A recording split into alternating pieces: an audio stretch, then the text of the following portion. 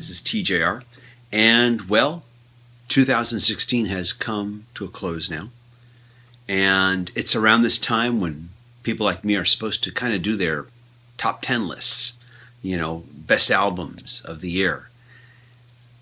I've always found it very hard to do these things. Part of the reason for that is my listening habits. I've oftentimes said to friends that I probably listen to more albums in a month than most of my friends listen to in a year. And what happens with me is I start out by going to the streaming services I subscribe to, and I subscribe to both Spotify and Tidal. And I start looking at the new releases, I start listening to stuff, and the albums that make an impact on me are the ones that I go out and buy. These are the ones that I will review on Music Worth Buying, which is the other channel where I co-host an album review show with music writer Robert Kinsler. It's the other channel I'm on. And I will also possibly review them here, which I'm starting to do more here on my channel as well. What happens, though, is that lots of albums don't really do a whole lot for me. So I listen to them for a little bit and then realize it's not doing anything for me. I just move on. And so the albums that make a big impact on me, the ones that I actually end up talking about, are the ones that I really like. I tend to not waste time on the ones that didn't really do much for me. I don't think it's worth talking about. So every album that I purchased in 2016 is an album that I like for one reason or another. Some of them I may have liked more than others. So it's kind of hard for me to do a top 10 or even a top 20, since by and large, all the albums that I own from last year I really liked. In fact, I don't own any that I don't like. And once again, it's all in how I pick and choose and how I start my listening habits, how I do that. So I don't know. I'm going to try to do it next year, but this year I think what I'll do instead is just talk about how different albums maybe affected me in different ways. And so I'm going to actually break this down into a few categories. First category is albums that were the most surprising.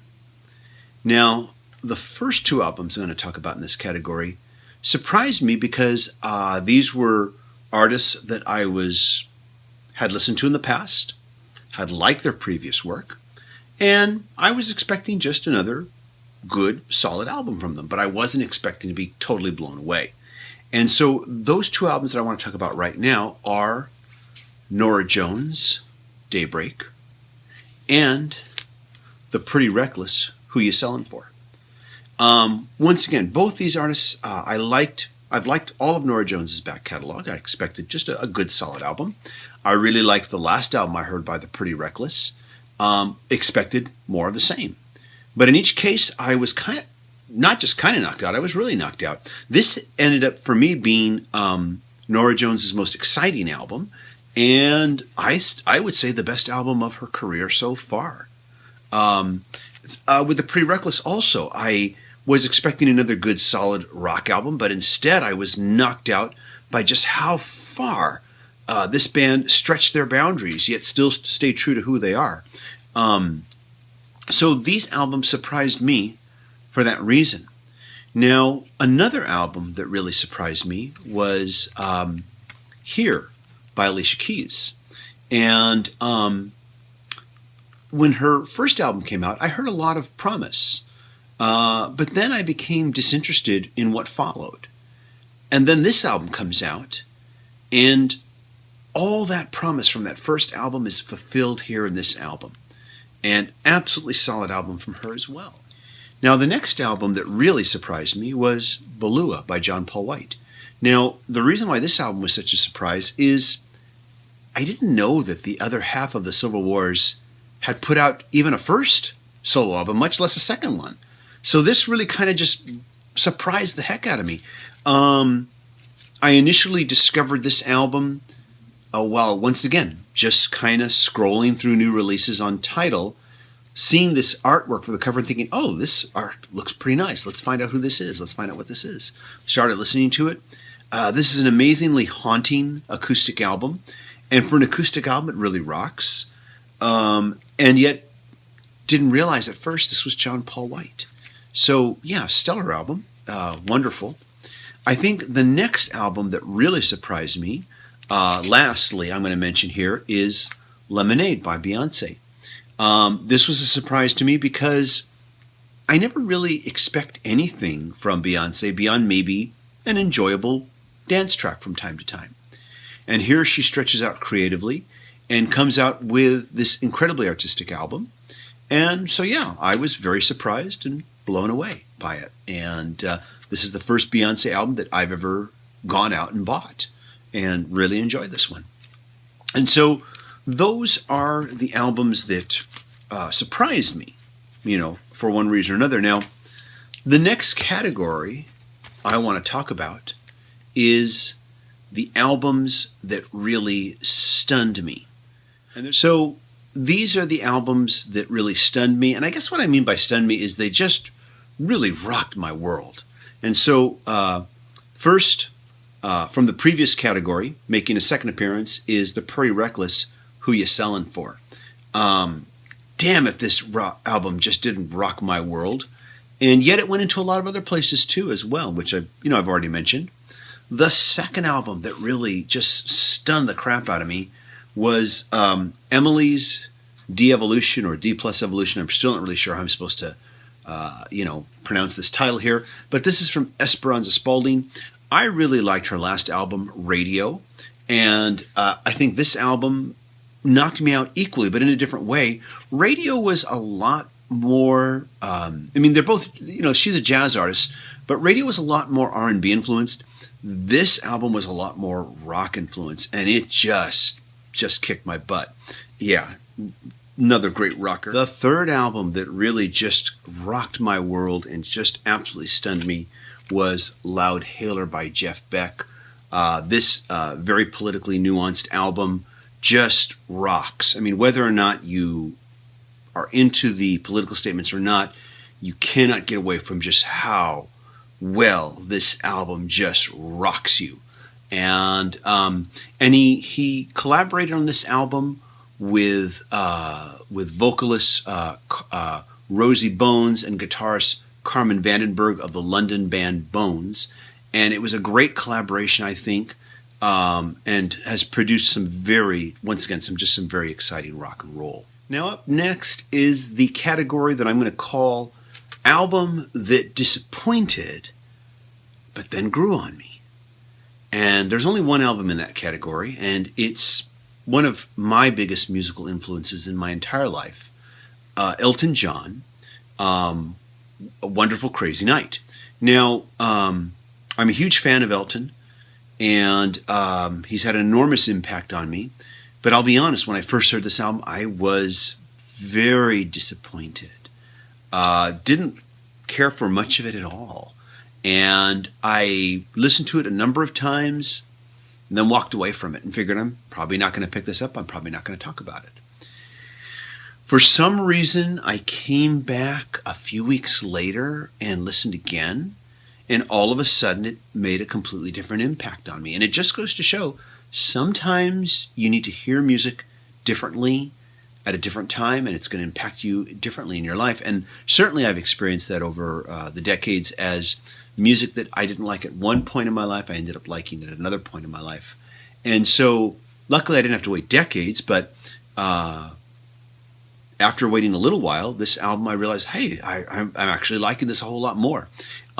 It's not one of my favorites. I mean, like in my top, if I was to do a top 10, I don't think it would be in my top 10, but I thought it was a pretty good album, and I enjoyed most of the tracks on it. So there you have it. So the next category that I'm going to present here is album that was the most sheer, joyous fun to listen to. There's one album I'm putting in this category, and I enjoyed all these albums I'm talking about, but this particular one, I think, gave me just the most feeling of joy in my heart when I listened to it. And that is Let Me Get By the Tedeschi Trucks Band. This is the first album I've ever listened to by the Tedeschi Trucks Band. I don't know how to describe it, but you hear this album. I heard this album, And it felt like I'd lived with these tracks for decades, like I'd lived with it all my life, like these were classic tracks from decades ago that I know forward and backwards. I'm not saying these tracks were in any way imitative. They just had a certain warmth to them, and they had an infectiousness to them that made me feel like I'd been listening to it all my life. By the way, this album also is the one that wins in the category I'm going to call Best Packaging. That's, of course, if you bought the deluxe edition, which I do have. There was a standard edition. This is a deluxe edition, which comes in a little box that looks like, suspiciously like a Fender amplifier. And it opens up here in the box. And then inside, you had a little set of collectible guitar picks, which I will never punch out and use in practical use when I play guitar. Had this really fantastic booklet here. Don't know if this booklet came in the standard editions. I doubt it because it has a lot of information about the bonus tracks. But lots of great photos, information, lyrics, and even notes about the bonus tracks. Then it came with 2 discs. There was, of course, the actual album, and then the disc of bonus tracks. And I thought that the bonus tracks were just equally as good as what you got with the album, the original album.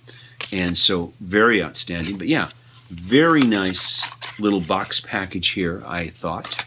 And so along with being the most sheer joyous fun to listen to, I thought this album here was the best packaging. And I should mention best packaging that's not a reissue. Don't want to count those because reissues tend to have pretty nice packaging. So there we go. And now the last category that I want to mention is album that may have unfortunately slipped under most people's radar. And that album, I want to show it to you here, is The Astonishing by Dream Theater.